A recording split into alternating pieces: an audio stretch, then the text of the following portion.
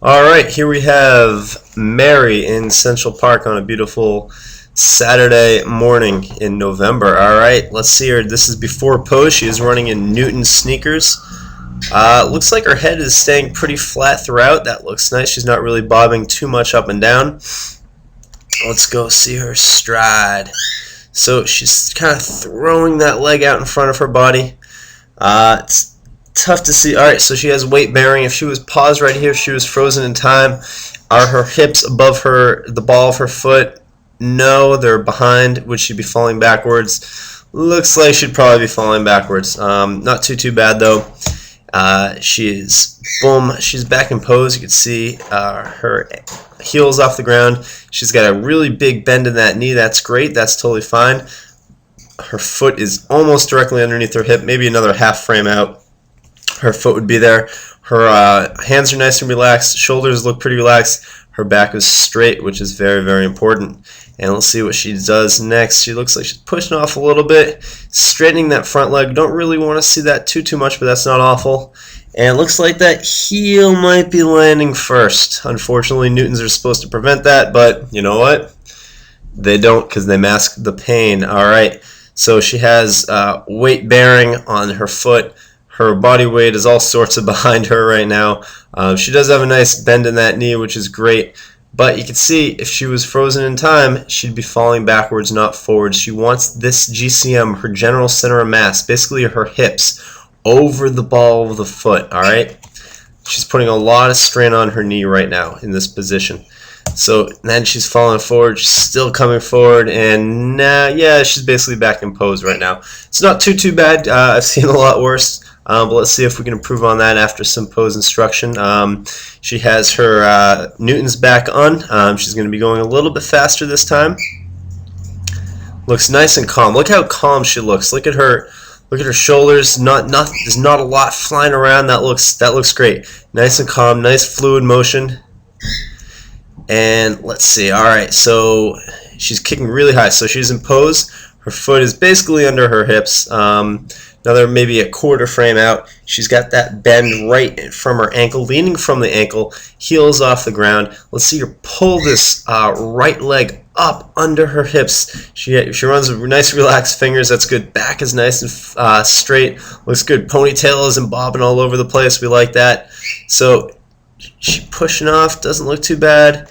So this time you can see she's not really landing on the heel. She has more of a flat-footed, more mid-foot. Not mid-foot. We want to see her on the ball of the foot, but it's almost like a mid-foot landing. All right, so she has weight bearing now, right? No weight bearing.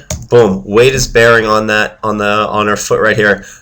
It's probably in the middle of the foot. She is using, her heel is kissing a little bit more than we'd like, but not too bad.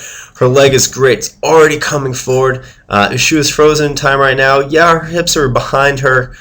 She'd probably be falling backwards. Maybe she'd be in balance right now. It's not too bad, but yeah, we want to see those hips right directly over the ball of the foot. But so her leg is still coming forward. She has a really high kick. Maybe doesn't need to have it that high for that speed.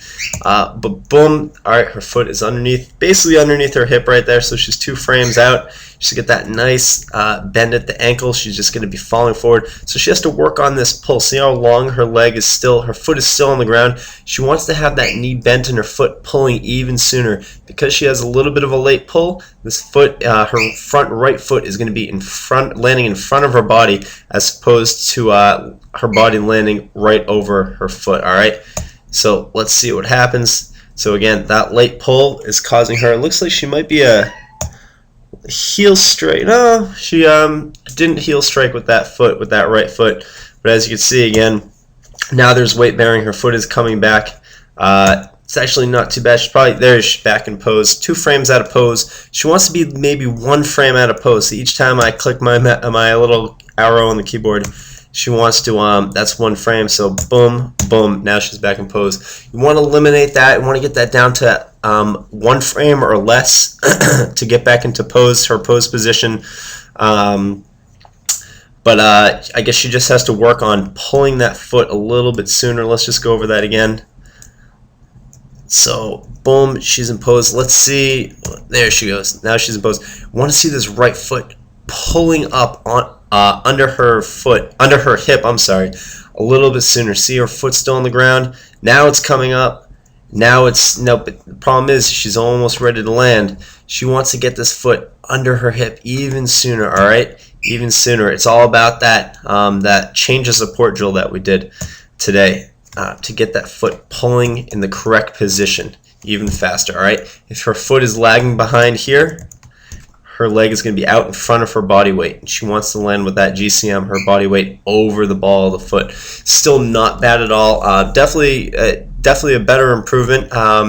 She already has pretty good running form. She just has to watch out for landing on the heel in those Newtons.